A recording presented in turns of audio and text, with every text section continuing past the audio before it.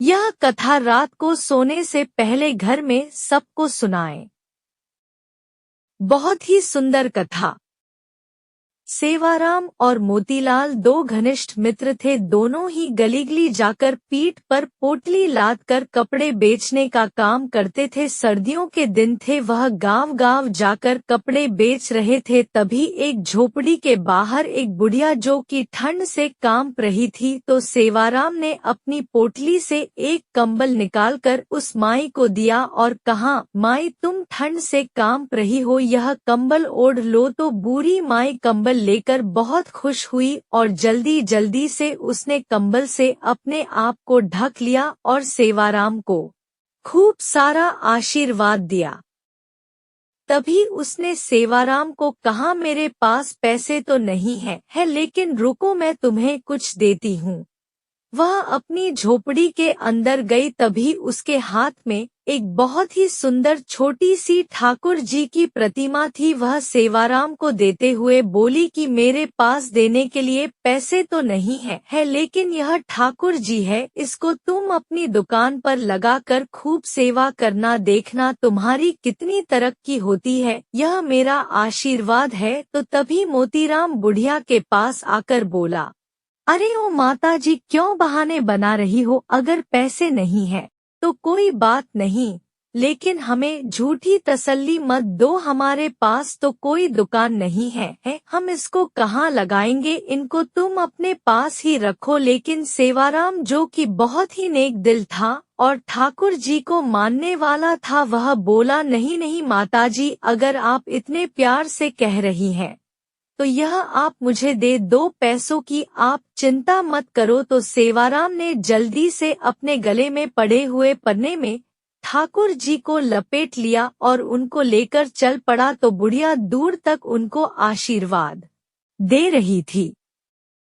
हरि तुम्हारा ध्यान रखेंगे, ठाकुर जी तुम्हारा ध्यान रखेंगे। वह तब तक आशीर्वाद देती रही जब तक कि वह दोनों उनकी आंखों से ओझल न हो गए। और ठाकुर जी का ऐसा ही चमत्कार हुआ। अब धीरे धीरे दोनों की कमाई ज्यादा होने लगी। अब उन्होंने एक साइकिल खरीद ली। अब साइकिल पर ठाकुर जी को आगे टोकरी में रखकर और पीछे पोटली रखकर गांव कपड़े बेचने लगे। अब फिर उनको और ज्यादा कमाई होने लगी, तो उन्होंने एक दुकान किराए पर ले और वहां पर ठाकुर जी को बहुत ही सुंदर आसन पर विराजमान करके दुकान का मुहूर्त किया।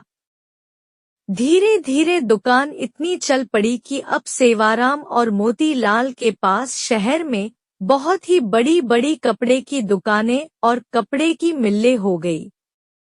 एक दिन मोतीलाल सेवाराम को कहता कि देखो, आज हमारे पास सब कुछ है, यह हम दोनों की मेहनत का नतीजा है। लेकिन सेवाराम बोला, नहीं, हम दोनों की मेहनत के साथ साथ यह हमारे ठाकुर जी, हमारे हरि की कृपा है। तो मोतीलाल बात को अनसुनी करके वापस अपने काम में लग गया। एक दिन सेवाराम की सेहत थोड़ी ढीली थी, इसलिए वह दुकान पर थोड़ी देरी से आया। तो मोतीलाल बोला, अरे दोस्त, आज तुम देरी से आए हो, तुम्हारे बिना तो मेरा एक पल का गुजारा नहीं, तुम मेरा साथ कभी ना छोड़ना। तो सेवाराम हंसकर बोला, अरे मोतीलाल, चिंता क्यों करते हो, मैं नहीं आऊंगा तो हमारे ठाकुर जी तो है ना। यह कहकर सेवाराम अपने काम में लग गया। पहले दोनों का घर दुकान के पास ही होता था, लेकिन अब दोनों ने अपना घर दुकान से काफी दूर ले लिया। अब दोनों ही महल नुमा घर में रहने लगे। दोनों ने अपने बच्चों को खूब पढ़ाया लिखाया। सेवाराम के दो लड़के थे, दोनों की शादी कर दी थी और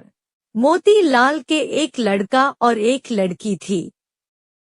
मोतीलाल ने अभी एक लड़के की शादी की थी, अभी उसने अपनी लड़की की शादी करनी थी। सेहत ढीली होने के कारण सेवाराम अब दुकान पर थोड़े विलंब से आने लगा। तो एक दिन वह मोतीलाल से बोला, अब मेरी सेहत ठीक नहीं रहती, क्या मैं थोड़ी विलंब से आ सकता हूँ? तो मोतीलाल ने कहा, हाँ भैया, तुम विलंब से आ जाओ, लेकिन आया जरूर करो, मेरा तुम्हारे बिना दिल नहीं लगता। फिर अचानक एक दिन सेवाराम 12 बजे के करीब दुकान पर आया, लेकिन आज उसके चेहरे पर अजीब सी चमक थी। चाल में एक अजीब सी मस्ती थी, चेहरे पर अजीब सी मुस्कान थी। वह आकर गद्दी पर बैठ गया तो मोतीलाल ने कहा, भैया आज तो तुम्हारी सेहत ठीक लग रही है। तो सेवाराम ने कहा, भैया ठीक तो नहीं हूँ, लेकिन आज से मैं बस केवल 12 बजे आया करूँगा और 5 बजे चला जाया करूँगा। मैं तो केवल इतना ही दुकान पर बैठ सकता हूँ। तो मोतीलाल ने कहा, कोई बात नहीं, जैसी तुम्हारी इच्छा। अब तो सेवाराम रोज 12 बजे आता और 5 बजे चला जाता, लेकिन उसकी शक्ल देखकर ऐसा नहीं लगता था कि वह कभी बीमार भी है। लेकिन मोतीलाल को अपने दोस्त पर पूरा विश्वास था कि वह झूठ नहीं बोल सकता और मेहनत करने से वह कभी पीछे नहीं हट सकता। एक दिन मोतीलाल की बेटी की शादी तय हुई तो वह शादी का निमंत्रण देने के लिए सेवाराम के घर गया। घर जाकर उसको उसके बेटा, बहू, सेवाराम की पत्नी सब नजर आ रहे थे, लेकिन सेवाराम नजर नहीं आ रहा था। तो उसने सेवाराम की पत्नी से कहा, भाभी जी सेवाराम कहीं नजर नहीं आ रहा। तो उसकी पत्नी एकदम से हैरान होती हुई बोली, यह आप क्या कह रहे हैं। तभी वहां उसके बेटे भी आ गए और कहने लगी, काका जी आप कैसी बातें कर रहे हो, हमारे साथ कैसा मजाक कर रहे हो। तो मोतीलाल बोला कि मैंने ऐसा क्या पूछ लिया, मैं तो अपने प्रिय दोस्त के बारे में पूछ रहा हूँ। क्या उसकी तबीयत आज भी ठीक नहीं है? क्या वह अंदर आराम कर रहा है? मैं खुद अंदर जाकर उसको मिल आता हूँ। तो मोतीलाल उसके कमरे में चला गया, लेकिन सेवाराम उसको वहां भी नजर नहीं आया। तभी अचानक उसकी नजर उसके कमरे में सेवाराम के तस्वीर पर पड़ी। वह एकदम से हैरान होकर सेवाराम की पत्नी की तरफ देखता हुआ बोला, अरे भाभी जी यह क्या, आपने सेवाराम की तस्वीर पर हार क्यों चढ़ाया हुआ है। तो सेवाराम की पत्नी आंखों में आंसू भरकर बोली, मुझे आपसे ऐसी उम्मीद नहीं थी भैया कि आप ऐसा मजाक करेंगे। मोतीलाल को कुछ समझ नहीं आ रहा था। तभी सेवाराम का बेटा बोला, क्या आपको नहीं पता कि पिताजी को गुजरे तो 6 महीने हो चुके हैं। मोतीलाल को तो ऐसा लगा कि जैसे उसके सिर पर बिजली गिर पड़ी हो। वह एकदम से थोड़ा लड़खड़ाता हुआ पीछे की तरफ हटा और बोला, ऐसा कैसे हो सकता है, वह तो हर रोज दुकान पर आते हैं। बीमार होने के कारण थोड़ा विलंब से आता है। वह 12 बजे आता है और 5 बजे चला जाता है। तो उसकी पत्नी बोली, ऐसा कैसे हो सकता है कि आपको पता ना हो, आप ही तो हर महीने उनके हिस्से का मुनाफे के पैसे हमारे घर देने आते हो। 6 महीनों से तो आप हमें दुगना मुनाफा दे कर जा रहे हो। मोतीलाल का तो अब सर चकरा गया। उसने कहा, मैं तो कभी आया ही नहीं, 6 महीने हो गए, यह क्या मामला है। तभी उसको सेवाराम की कही बात आई, मैं नहीं रहूंगा तो मेरे हरि है, ना मेरे ठाकुर जी है, ना वह आएंगे। तो मोतीलाल को जब यह बातें याद आई तो वह जोर जोर से रोने लगा और कहने लगा, हे ठाकुर जी, हे हरि, आप अपने भक्तों के शब्दों का कितना मान रखते हो, जो कि अपने विश्राम के समय मंदिर के पट 12 बजे बंद होते हैं और 5 बजे खुलते हैं।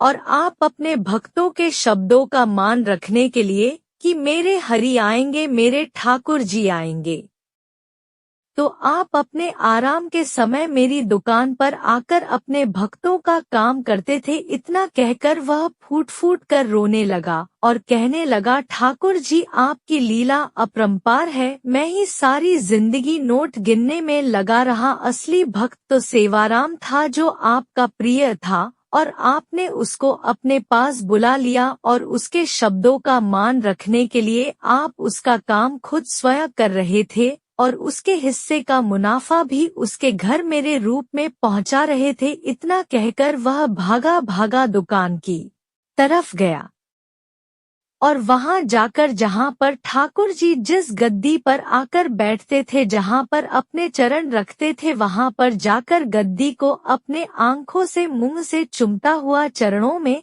लौटता हुआ जार जार रोने लगा और ठाकुर जी की जय जयकार करने लगा। ठाकुर जी तो हमारे ऐसे हैं। सेवाराम को उन पर विश्वास था कि मैं ना रहूंगा, मेरे ठाकुर जी मेरा सारा काम संभालेंगे। विश्वास के तो बेड़ा पार है, इसलिए हमें हर काम उस पर विश्वास रखकर अपनी डोरी उस पर छोड़ देनी चाहिए। जिनको उन पर पूर्ण विश्वास है वह उनकी डोरी कभी भी नहीं अपने हाथ से छूटने देते। जय हो ठाकुर जी आपकी। ऐसे ही वीडियो के लिए चैनल को सब्सक्राइब करें और वीडियो को लाइक करें और कमेंट बॉक्स में अपनी राय दें। वीडियो देखने के लिए धन्यवाद।